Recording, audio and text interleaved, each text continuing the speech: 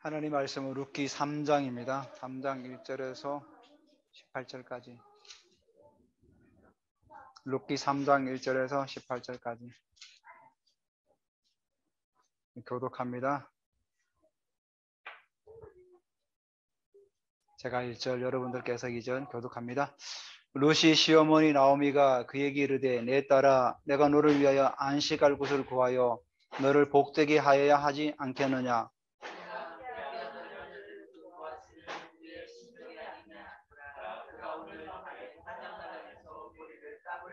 그런즉 너는 목욕하고 기름을 바르고 의복을 입고 타작마당에 내려가서 그 사람이 먹고 마시기를 다하기까지 그에게 보이지 말고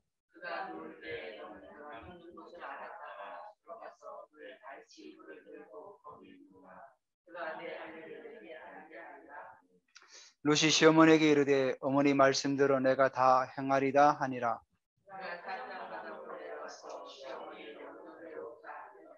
보아스가 먹고 마시고 마음이 즐거워 가서 곡식단 더미 끝에 누우는지라.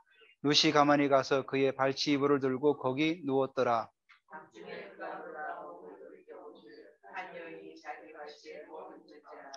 이르되 내가 누구냐 하니 대답하되 나는 당신의 유종이오니 당신의 옷자락을 펴 당신의 유종을 덮으소서. 이는 당신이 기업을 물을 자가 됨이니이다 하니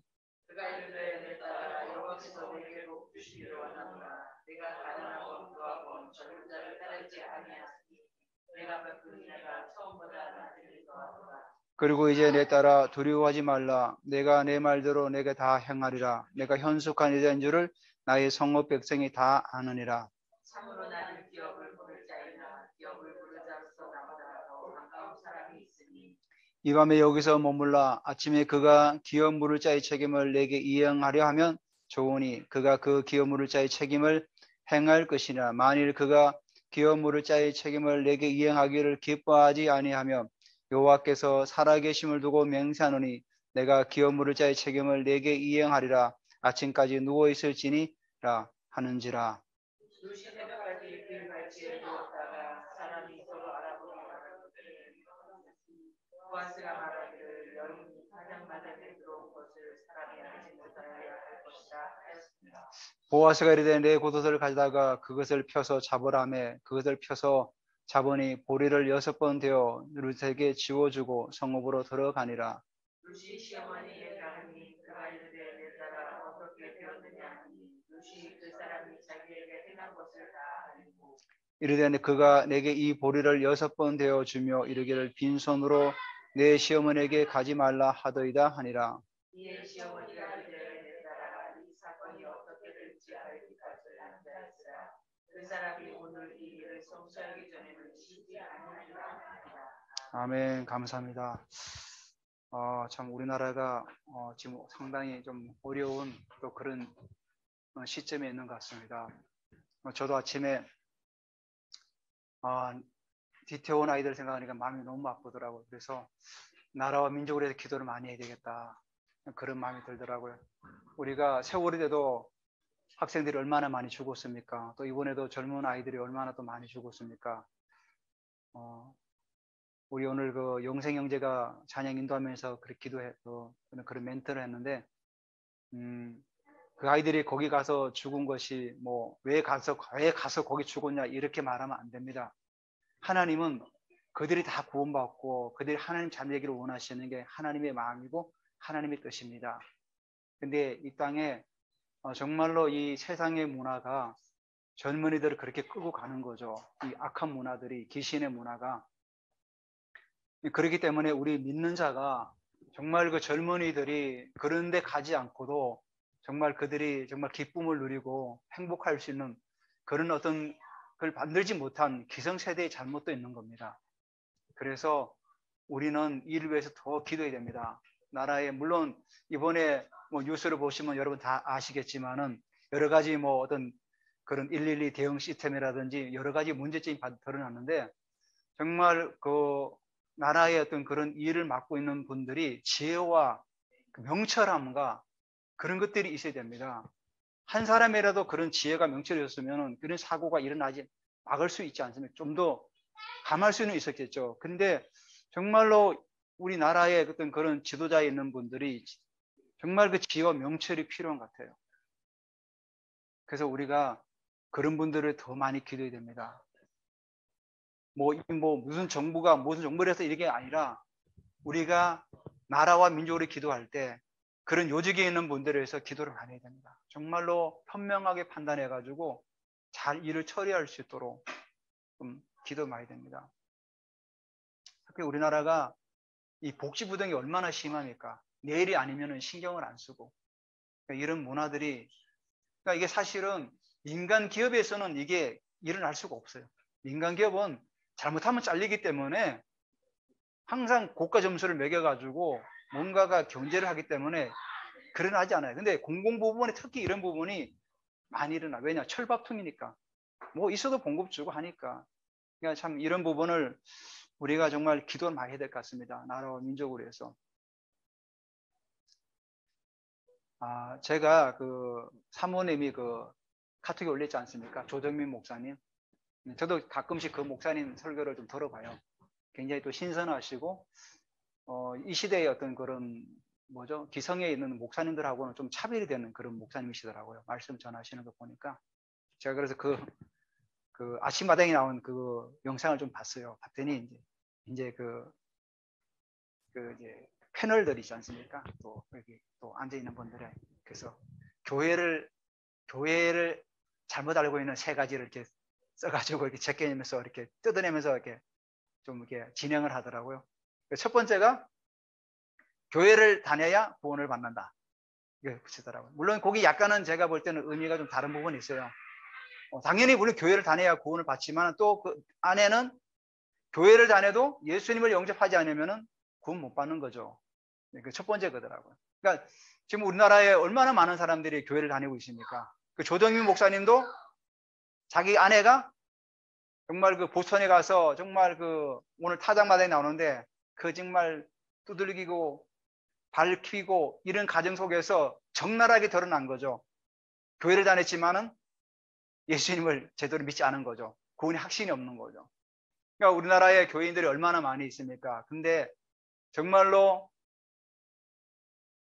예수 믿고 내 구원의 확신을 가지고 믿음으로 하나님 나라를 확장하며 다니는 사람들이 얼마나 있습니까? 두 번째가 나온 게 뭐냐면은 천당 마일리지는 애초부터 없었다. 보통 사람들이 그러면 내가 선행을 많이 쌓으면은 뭔가가 내가 좋은 데 가지 않을까. 우리나라의 유교적인 그 개념이 있죠. 불교적인 개념. 불교는 그러지 않습니까? 공덕을 쌓아야 된다. 그래서 절간 지을 때 보면 뭐 기와장도 돈 주고 사고 뭐 얼마 돌도 돈 주고 사서 막 그 쌓지 않습니까? 왜냐하면은 은연중에 우리나라 사람들은 그 불교와 유교 문화에 그 있다 보니까 내가 뭔가 선한 일을 많이 해야 좋은 데 간다고 생각하고 있거든요. 우리 교회는 그렇지가 않죠. 아무리 선한 일을 많이 해도 제가 말씀드리지 않습니까? 해적선에서 아무리 착한 일을 많이 해도 해적은 해적이에요. 빠져나와야 되는 거죠. 빠져나와서 복음선을 타야 되는 겁니다. 그래서 우리가 뭐 비행기 타면 마일리지 쌓이듯이 뭐 카드 쓰면 뭐 포인트 쌓이듯이 이런 쌓여서 천국 가는 게 아니라는 겁니다. 세 번째 우리가 좀 기억할 게 뭐냐면은 내가 똑바로 사는 게 진정한 전도다. 여러분 이 말이 맞습니까? 내가 똑바로 살아야 똑바로 사는 게 진정한 전도다. 얼핏 보면 맞는 말 같기도 하고 아리까리합니까? 내가 아무리 똑바로 산다 해도 그건 전도될 수가 없어요. 하나님 없이 아무리 내가 똑바로 산다 할지라도 그걸 통해 가지고 전도될 수가 없는 거죠. 우리 사람은 완벽하지가 않아요. 허물이 많고 부족한 부분이 있고 그렇지만 우리가 하나님의 능력을 가지고 살아가는 겁니다. 세상 속에서. 나는 부족할지라도 하나님의 능력으로 살아가면서 아픈 사람이 있어서 기도해주고 또 그분이 앞일이 좀 고민되고 답답할 때 예언 기도도 해주고 정말 그렇게 할 때 나의 좀 부족함이 있을지라도 하나님은 나의 그 부족한 부분을 하나님의 능력으로 덮으셔서 우리를 이끌어 가시는 분이기 때문에 내가 똑바로 사는 게 전도가 아닙니다. 우리는 때를 얻든지 못 얻든지 예수 그리스도의 복음을 전파하는 거죠. 그 이태원에 가서 얼마나 많은 젊은 아이들이 죽었습니까? 정말 그들에게 예수 그리스도의 그 어떤 복음을 전해주고 예수 그리스도의 기쁨과 정말 그 평강을 전해줬다면은 그들이 그렇게 거기 갈 필요가 없었겠죠. 물론 호기심으로 간 친구들도 있을 거예요. 그렇지만은 정말로 복음이 뭔가를 안다면은 젊은이들이 발걸음들이 그리 가지 않았을 거다. 저는 그렇게 생각합니다. 자, 오늘 우리가 룻기 3장에 예수 그리스도의 신부로 이런 제목을 가지고 같이 한번 말씀을 나누려고 합니다. 3장 1절 한번 보시기 바랍니다.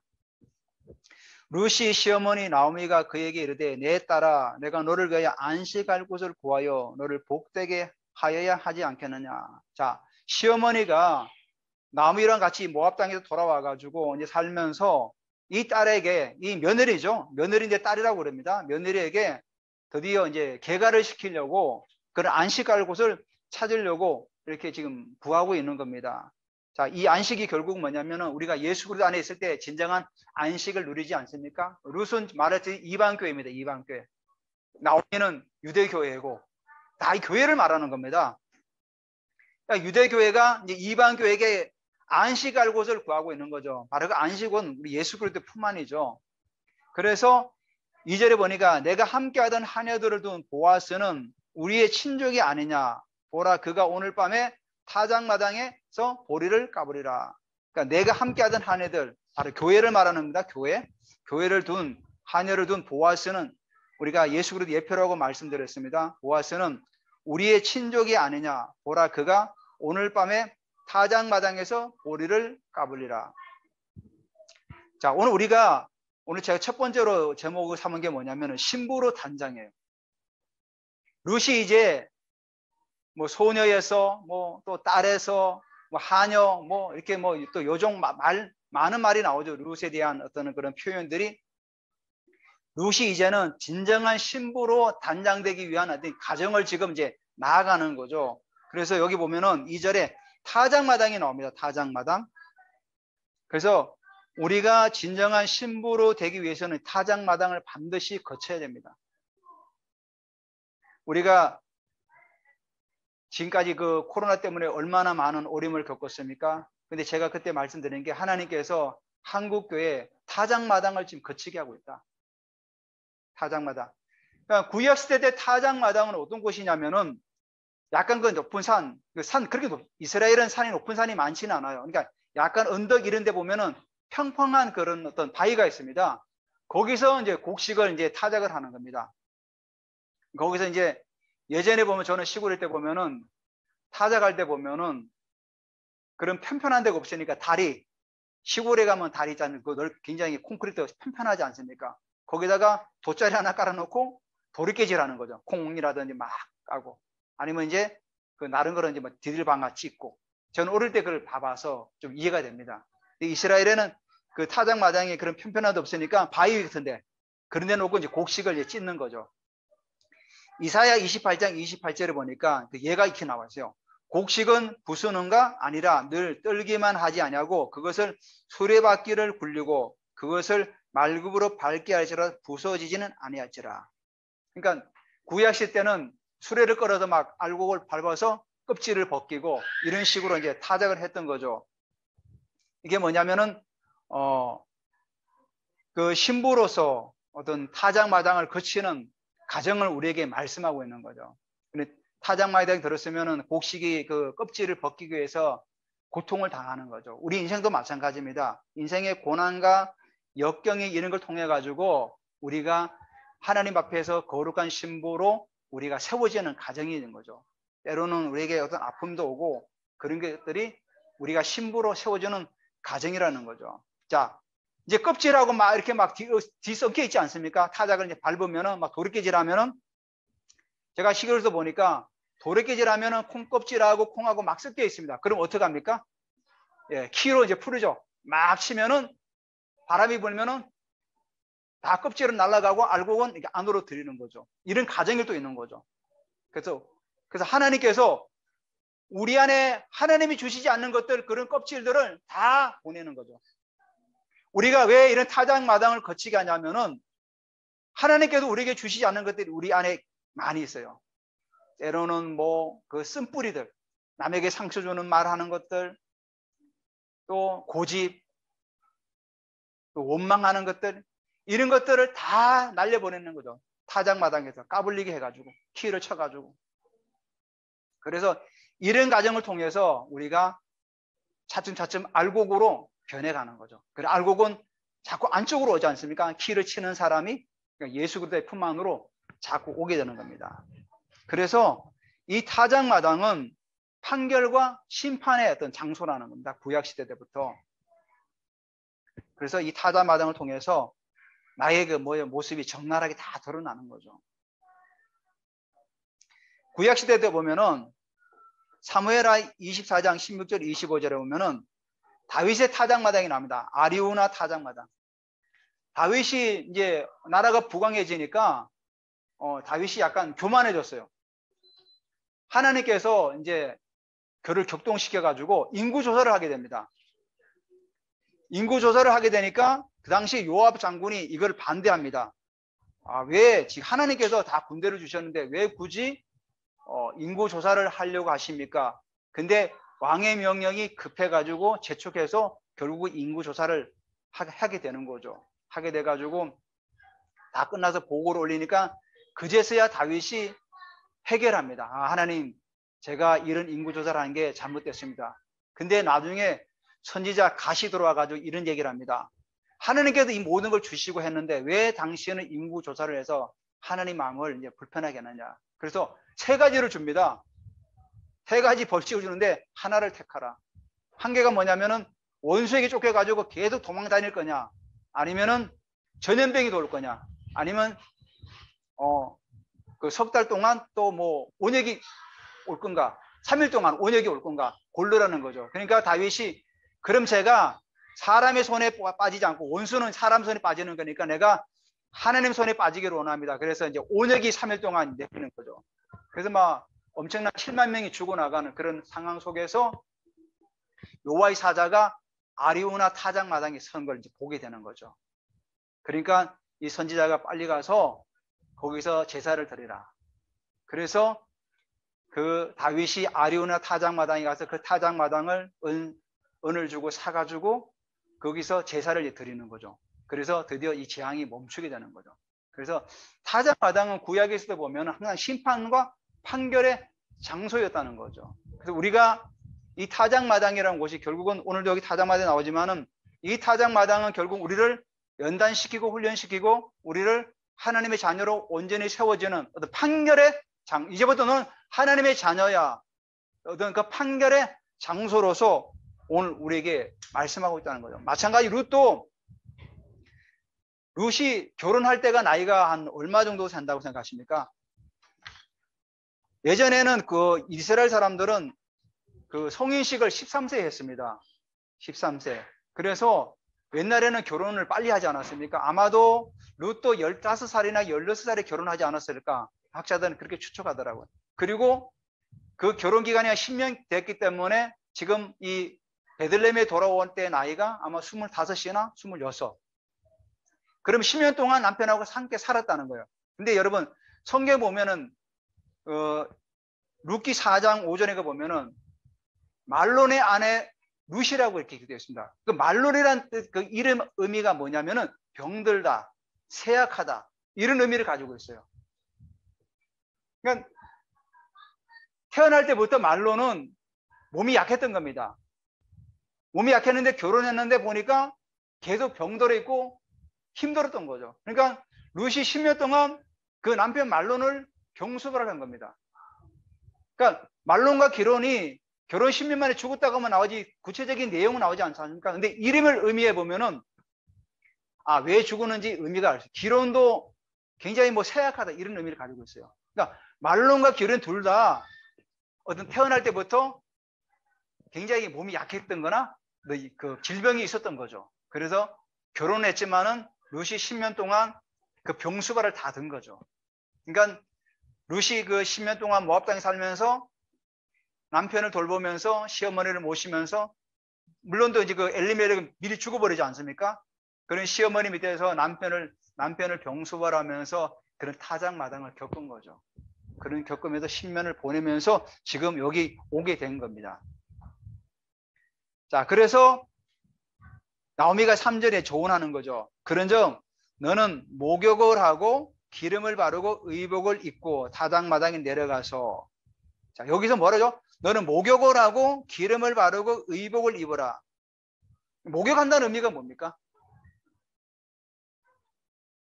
목욕한다는 의미가 너가 지금까지 이방인으로 살아왔지만 이제는 하나님의 백성으로서 이제 살아라. 그래서 예전에 모든 모습들을 이제 다 벗겨내라. 그런 거죠. 정결의식과 같은 거죠. 구약 성경에 보면은 그 대제사장을 임직할 때 어떻게 하죠?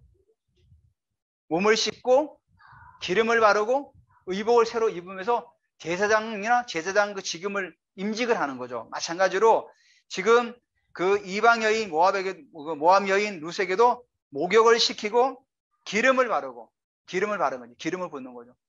기름을 부어서 너는 하나님의 백성이다. 하나님의 능력을 붓는 거죠. 그리고 의복을 입고 이제는 너가 가부에서 이제는 신부로, 너가 이제 가부의 옷을 벗어버리고 신부의 옷을 입어라. 이 말입니다. 그리고는 타작마당에 내려가라. 타작마당은 결국은 주님과 만남의 장소죠. 판결과 심판, 주님 만남의 장소 내려가서 그 사람이 먹고 마시기를 다하기까지 그에게 보이지 말고. 그래서 뭐죠? 이제는 그 슬픔의 옷을 벗어버리고 신부로 단장되어서 내려가라. 그런 의미를 가지고 있는 거예요. 이 말씀이. 그러니까 5절 6절에 보면은 이제 룻이 순종합니다. 룻이 시어머니에 이르되 어머니의 말씀대로 내가 다 행하리다 하니라. 그가 타작마당으로 내려가서 시어머니 명령대로 다 하니라. 그래서 룻이 이렇게 순종하는 거죠. 그러니까 신부는 여기서 뭐죠? 우리가 봐야 될 게 순종이에요. 순종. 신부가 아무리 똑똑해도 순종이 없으면 될 수가 없는 거죠. 우리가 하나님 말씀 앞에 우리가 순종하지 않고는 우리가 예수 그리스도의 신부로 우리가 세워질 수 없다는 거죠. 성경의 수많은 말씀들이 우리가 지식을 알고 많이 배워도 그 말씀에 우리가 순종하지 않으면 예수 그리스도의 신부로서 준비될 수가 없는 거죠. 우리가 아무리 목욕을 하고 기름을 바르고 그 옷을 새로 갈아입다 할지라도 그 말씀에 우리가 마지막 말씀에 순종하지 않으면 우리 신부로 거듭날 수가 없다는 겁니다. 자, 그렇게 해서 드디어 이 보아스를 이제 만나러 가게 됩니다. 자, 이 두 번째가 뭐냐면은 보아스를 만나는 게 주님과의 친밀함 속으로 들어가는 겁니다. 주님과 친밀함 속으로. 실제로 보니까 보아스가 먹고 마시고 마음이 즐거워 가서 곡식단 더미 끝에 눕는지라. 아니, 보아스가 집이 있는데 왜 곡식단 여기서 잘까요? 예전에는 추수를 하게 되면은 우리처럼 지금처럼 뭐 현대화 기계가 돼가지고 뭐 몇 시간이면 다 끝내는 게 아니었거든요. 며칠씩 추수를 하는 겁니다. 그래서 집에 돌아가지 않고 그 곡식단 더미에서 잠을 자고 계속 추수를 했던 거죠. 이게 뭐죠? 타작을 했던 겁니다. 저도 어릴 때 그 타작하면은 그 볏집단이 있습니다. 그 볏집단 깔아놓으면 굉장히 따뜻합니다. 그 돋고 있으면은 거기서 뭐 자기도 하고 장난치기도 하고 굉장히 따뜻해요. 그래서 보아스가 먹고 마시고 마음에 즐거워 가서 곡단 더미 끝에 눕는지라. 룻이 가만히 가서 그 발치에 이불을 들고 거기 누웠더라. 8절에 보니까 밤중에. 자, 주님과 친밀함은 정말로 뭐죠? 밤중. 정말로 친밀하는 게 그 어떤 뭐죠? 은밀한 속에서 우리가 주님을 만나는 거죠. 우리가 주님과 기도할 때 그 친밀함과 그 친밀함 속에 들어갈 때는 어떻게 합니까? 막 시끄럽고 막 복잡할 때가 아니라 정말로 그 은밀한 가운데 골방에서 기도할 때 주님과를 만날 수 있는 겁니다. 바로 그 얘기를 하는 겁니다. 우리가 주님과의 만날 때는 막 사람들이 막 분주하고 시끄러운 장소가 아니라 은밀한 곳에서 주님과의 교제를 말하는. 그래서 밤중에 이제 들어가게 된 거죠. 여기 보면은 룻이 그의 발치 이불을 들고 거기에 누웠더라. 그러니까 이불이 아니라 옷입니다. 옷. 그 뭐죠? 그 이스라엘 사람들은 옷이 통으로 짠 거 아닙니까? 그래서 그 옷을 그 이제 들고 거기에 이제 누웠다는 거죠. 그러니까 8절에 밤중에 그가 놀라 몸을 들이켜 본 적 한 여인이 자기 발치에 누워 있는지라. 여기 보면은 이 8절 안에 굉장히 어떤 의미 있는 말이 있습니다. 밤중에 그가 이 말은 뭐냐면은 한 남편을 말하는 겁니다. 한 남편. 그가 놀라 몸을 돌이키면 한 여인은 아내를 말하는 거예요. 아내. 그러니까 이 룻기를 기록한 저자가 이미 이때부터 한 남편과 한 아내를 지금 묘사하고 있는 거예요. 그리고 그가 놀랐다 하지 않지만 놀랐다는 의미가 뭐냐면은 우리가 어떤 얘기를 들을 때 소름이 돋는다. 내가 생각하고 있었던데 어떤 부분이 예언을 해주든가 또 누가 얘기해 줄 때 내가 지금 생각하고 있었는데 그 얘기를 할 때 어떻게 합니까? 정말 막 떨리잖아요. 소름이 돋고. 마치 구약에 보면은 이삭이 자기가 이제 떠날 날이 가까우니까 야곱과 에서에게 어떻게 했죠? 에서에게 너는 빨리 가서 나를 위해서 짐승을 잡아와 가지고 요리를 해달라 그러지 않습니까? 근데 그 얘기를 누가 듣습니까? 리브가가 듣습니다. 리브가는 분명히 하나님께서 야곱에게 장자권을 주셨는데 왜 이삭이 에서에게 장자를 주려고 저렇게 할까 해서 빨리 야곱을 불러서 너는 빨리 가서 살찐 송아지 갖고 와라. 그리고 내가 요리할 테니까 너는 몸에다 털을 붙이고 아버지에게 들어가라. 그래서 야곱이 축복을 다 받았죠. 다 받았어요. 그리고 나중에 누가 오죠? 에서가 와서 요리를 해 들어갑니다. 그러니까 너는 누구냐니까 나는 당신의 아들 맏아들 에서입니다. 그때 그 이삭이 어떻게 했죠? 놀랬어요. 왜 놀랬을까요? 오늘 놀란 게 바로 이 보아스가 놀랐다는 거 똑같은 거예요. 하나님의 섭리하심을 깨달은 거죠. 이삭은 하나님께서 분명히 나중된 자가 먼저 큰 자가 된다는데 그때 그 말씀을 기억하면서 소름이 돋은 거죠. 내가 실수했구나. 하나님께서 야곱에게 장자권을 준다고 분명히 내게 말씀하셨는데 내가 그걸 잊어버리고 있었구나. 자기는 인간적인 마음으로 장자에게 계속 이 축복권을 주려고 했던 거죠. 근데 그때 이삭은 놀랬던 거죠. 하나님의 역사하심이구나. 마찬가지로 여기 밤중에 그가 놀라 몸을 들이켜 본 자 한 여인이 자기 발치에 누워 있는지라 이 얘기가 이 룻기의 저자는 한 남편과 한 여자를 말하는 한 아내를 말하는 거예요. 그러니까 자기 발치에 누워 있으니까 놀란 거죠. 하나님의 역사하심이 시작되었구나. 그래서 놀랬다는 거죠. 그러니까 9절에 이르되 내가 누구냐 하니 대답하되 나는 당신의 여종 루시온이 당신의 옷자락을 펴 당신의 여종을 덮으소서. 이는 당신이 기업을 물을 자가 됩니다. 당신의 옷자락을 펴 당신의 여종을 덮으소서. 이 의미가 뭐냐면 청혼을 의미하는 거예요. 청혼. 이스라엘 사람들은 후파라고 하죠. 후파.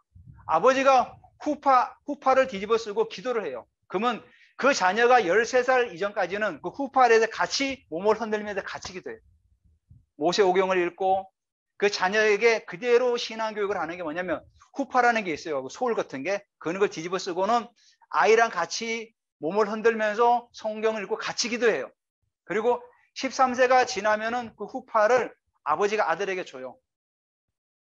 그래서 아들에게 주면 그 아들은 또 그걸 가지고 덮어쓰고 또 기도하고 그래요.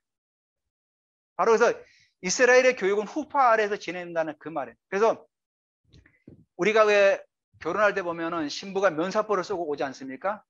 그리고 아버지가 신부를 데리고 신랑에 넘기면 어때요? 신랑은 면사포를 벗기죠. 요즘은 그런 걸 잘 하지 않는데 그게 의미가 뭡니까? 면사포에 있었을 때는 아버지의 그늘 아래에 있었지만은 면사포를 벗길 때 이제는 남편의 딸이 이제 남편의 그늘 아래로 들어간다는 그런 의미를 가지고 있는 거예요. 바로 이것도 마찬가지예요. 당신의 옷자락을 펴 당신의 여종을 덮으소서. 이 청혼을 의미하는. 내가 이제는 당신의 그늘 아래로 들어가기를 원합니다. 이걸 말하는 거예요. 그래서 당신이 나를 덮어달라. 이건 이제 청혼을 이제 의미하는 거죠. 그래서 이유가 뭐냐? 당신이 기업을 물을 자가 됩니다. 고엘이라는 거죠. 고엘. 제가 지난주에 말씀드렸죠. 고엘이 뭡니까? 기업 물을 자로서 구속자. 원수를 대신 갚아주기도 하고 자기 친족의 땅이 팔렸으면 땅을 대신 사주기도 하고 또 자녀가 없으면 그 자녀를 또 그 사람의 이름으로 자녀를 또 결혼해서 낳아서 자녀의 이름을 그 사람 이름으로 대를 잇게 하는 그런 어떤 법이 고엘이 있던 거죠. 자, 그러니까 10절에 그가 이르되 내 딸아 여호와께서 내게 복 주시기를 원하노라. 내 딸아 내가 가난하건 부하건 젊은 자를 따르지 아니하였으니 내가 베푼 은혜가 처음보다 나중에 더하도다. 자, 보아스가 룻에게 이렇게 얘기합니다. 내가 가난하건 부하건 젊은 자를 따르지 아니하였으니 그럽니다. 이 말이 뭐냐면은 아마도 룻이 이제 그 곡식단을 이제 베는 사람 따라다니면서 이삭을 줍지 않았습니까? 그러다 보니까 그 가운데 젊은 사람들이 룻에게 청혼을 아마도 한 것 같아요. 그러니까 보아스가 이러지 않습니까? 따르지 아니하였으니까 그 사람 청혼을 거절했다는 거죠. 그러면서 내가 베푼 인애가 처음보다 나중에 더하도다. 그러니까 처음 인애가 뭡니까? 바로 자기 남편을 10년 동안 병수발 들면서 시어머니를 모시고 이 땅에 와서 이렇게 정착하며 사는데 그 처음 인애가 나중보다 더하다는 거예요. 나중보다. 나중이 더하도다. 나중은 뭐죠? 제가 말씀드렸지만 보아스 나이가 어떻게 된다 그랬죠? 적어도 65세 가까이 되는 사람. 이게 연도를 따져보니 학자들이 따져보니까 연도가 한 65세 가까이 되는 사람. 그러면 거의 뭐 딸 정도죠. 딸 정도. 지금 26, 5 정도밖에 안 되는 룻이 이제 이거 아버지 뻘 된 사람하고 결혼하려고 한 거죠. 근데 이유는 뭐죠? 기업을 물을 자. 고엘의 제도로 인해 가지고 내가 엘리멜렉의 그 반론의 그 후손을 이어나갈 그런 책임감을 가지고 하는 거죠. 사실 모든 사람이 룻이 젊다고 하지 않았습니까? 젊은 사람에게 결혼하기를 원하지 않습니까? 자기 또래나 그런 사람들하고. 근데 룻은 하나님의 구속사를 이어나가는 정말 그 고엘을 제도를 통해 가지고 하나님의 구속사를 세워나가기 위해서 이 보아스를 택하게 된 거죠. 그러니까 내가 베푼 인애가 처음보다 나중에 더하다 그 얘기입니다. 처음에 그런 말론, 시면 병소바라고 시험을 보지만 나중 정말 네가 고엘의 그 제도를 통해서 구대를 이어나가려 하는 마음이 더 크구나. 우리가 나중에 알지만은 보아스와 룻을 통해 낳은 자녀가 누굽니까? 오벳이에요. 오벳은 이새를 낳았고 이새는 다윗을 낳았더라 그래요. 성경이. 그러니까 증조 뭐죠? 다윗이에요. 그러니까 하나님의 어떤 구속사에 정말 중요한 인물이 다윗 아닙니까? 다윗의 정조부를 지금 낳게 되는 거죠. 그래서 11절에 그리고 이제 내 딸아 두려워하지 말라. 사실은 룻도 자기가 고엘이라는 그런 걸 가지고 이제 들어갔지만은 거부할 수도 있지 않습니까? 보아스가.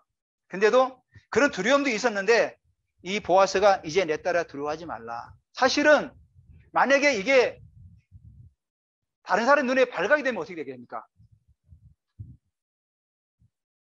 간음죄가 되는 거 아닙니까? 그러면은 돌에 맞아 죽는 거죠. 그러니까 사실 룻은 목숨을 걸고 간 거예요, 사실은. 순종한 거죠. 우리가 그런 것도 봐야 돼요. 룻은 시어머니 말을 들었지만은 사실은 다른 사람의 발각이 되면은 어쩌면 돌에 맞아 죽을 수도 있는 거예요. 그러니까 두려웠던 거죠. 두려우면서도 어머니 말씀에 순종해서 그 발치에 누웠던 겁니다. 그러니까 보아스가 이제 내 딸아 두려워하지 말아라. 이제는 두려워하지 말아라. 내가 내 말대로 내게 다 행하리라. 내가 현숙한 여자인 줄을 나의 성읍 백성이 다 아느리라. 자, 보아스가 이제는 내 딸아 하면서 룻에게 현숙한 여인이라 그래요. 처음에는 보아스가 룻에게 뭐라 했죠? 소녀라 그래요. 소녀. 소녀라고 그러고 보아스는 자기를 하녀라고 우리 얘기도 하고 하녀보다 못한 사람이라고 칭했잖아요. 그래서 이제는 현숙한 여인. 현숙한 여인은 유력한 자랑 거의 비슷한 말이에요. 이제는 보아스가 자기의 아내급으로 올린 거예요. 이제는 현숙한 여인이라는. 이제는 소녀도 아니고 이제는 현숙한 여인은 자기의 아내급으로 동급으로 이제 올린 거예요. 현숙한 여인으로 여자인 줄을 나의 성읍 백성이 다 아니라. 자, 이렇게 된 겁니다. 그러니까 보아스가 12절에 참으로 나는 기업을 물을 자다. 그런데 나보다 더 가까운 사람이 있다는 겁니다. 그래서 그 사람에게 내가 물어보고 그 사람이 만약에 행한다 그러면 그 사람이 행할 것이고 그 사람이 행하지 않는다면 내가 반드시 너에게 이 기업 물을 자 일을 행하겠다고 지금 13절에 그렇게 얘기하는 겁니다. 그래서 아침까지 여기 누워 있다가 나가라. 그래서 14절부터는 이제 뭐죠? 하나님께서 일하시는 거죠. 이제 하나님께서.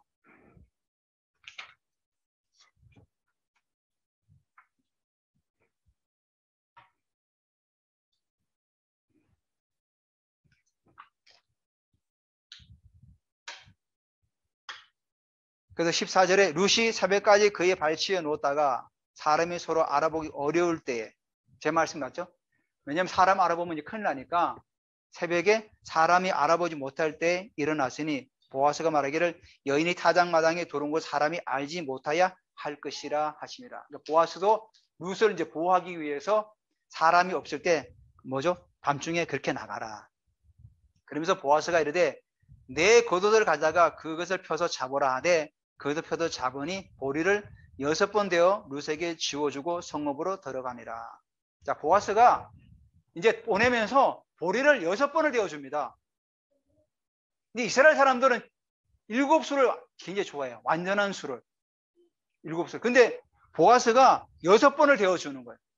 6번은 무슨 의미냐면은 불완전하다는 의미예요. 불완전하다는 거예요. 왜 불완전하게 6번을 되어줬을까요? 하나 남은 거는 내가 채우겠다는 거예요. 그런 의미로 6번을 되어준 거예요. 그러니까 성경 여기 나오는 이 의미가 다 의미가 있는 거예요. 6번을 되어 불안하지만 내가 마지막 한 번을 내가 채워주겠다. 그 의미를. 그래서 어머니에게 돌아가라. 그래서 룻이 16절에 시어머니에 가니 그가 이르되 내 딸아 어떻게 되느냐. 자, 여기 어떻게 되느냐 이 의미 앞에 여러분 그 원어에 보면은 미아트라고 의미가 있어요. 그게 뭐냐면 너는 누구로 왔느냐? 너는 누구냐? 그 말이 빠져 있어요, 지금. 내 딸아 어떻게 되느냐? 그럼 너는 누구로 왔느냐? 네가 지금 가복으로 왔느냐? 아니면 신부로 왔느냐? 그 정체성을 묻는 거예요. 그러니까 보아스에게 네가 학답을 받았느냐? 계속 너 가복으로 있는 거냐? 그 묻는 거예요, 지금. 그러니까 여기 시어머니가 내 딸아 어떻게 되느냐? 이 의미. 너는 지금 누구로 왔느냐? 이 의미를 말하는 거예요. 그러니까 룻이 그 사람의 자기에게 향한 것을 다 알렸다. 아, 저는 이제 신부로 왔습니다. 보아스에게 학답을 받고 왔습니다. 그러니까 주님과 친밀한 교제 속에서 주님의 응답을 받은 거죠. 그러니까 우리 교회, 우리 성도님들도 우리도 마찬가지. 우리가 정말 그 주님과 은밀한 속에서 주님의 말씀을 듣고 주님의 음성을 들을 때 우리가 힘이 나지 않습니까? 그러니까 보아스가 보리를 6번 지고 왔지만은 힘이 난 겁니다. 아, 주님께서 내게 말씀하셨기 때문에 주님께서 너에게 확실하게 말씀하셨습니다. 내가 일하시겠다. 이제는 너가 한 수고는 다 했다. 이제부터는 내가 하겠다. 내가 하겠다.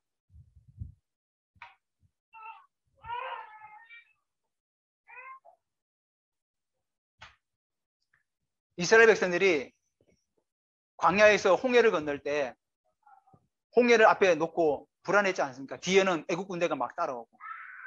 그때 하나님께서 모세에게 그런 말 하지 않습니까? 내가 이제 일할 것이다. 너를 구원할 거다. 너는 잠잠히 가만히 봐라. 내가 일을 할 거라고 그렇게 말씀하지 않습니까? 마찬가지로 이제 하나님께서 룻이 신부로서 순종하면서 그 모든 일을 다 감당하고 나니까 마지막은 이제 하나님께서 하신다는 거죠. 그러니까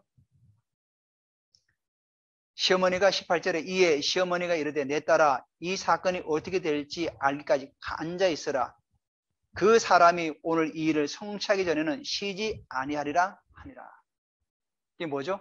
이제는 보아스가 일하겠다는 거죠. 하나님께서 일하시겠다는 거죠. 오늘 우리가 3장을 통해서 예수 그리스도의 신부를 우리가 지금 살펴봤는데 우리가 신부로 준비되어서 하나님 앞에서 세워지면은 그다음부터는 하나님께서 우리를 통해서 일해 나가신다. 그걸 말씀하고 있는 겁니다. 그렇기 때문에 우리에게는 타작마당이라든지 그런 가정들이 있을 때 우리 그때 낙심하고 뭐 좌절하고 있는 게 아니라 하나님께서 나를 세워나가는 하나의 가정이구나. 그러면서 순종하고 나갈 때 룻도 주님의 그 친밀한 속에서 음성을 듣고 학답을 받지 않았습니까? 우리의 삶에도 또 모두에게도 어떤 하나님의 역사하심과 인도하심 있기를 주님의 이름으로 축원드립니다.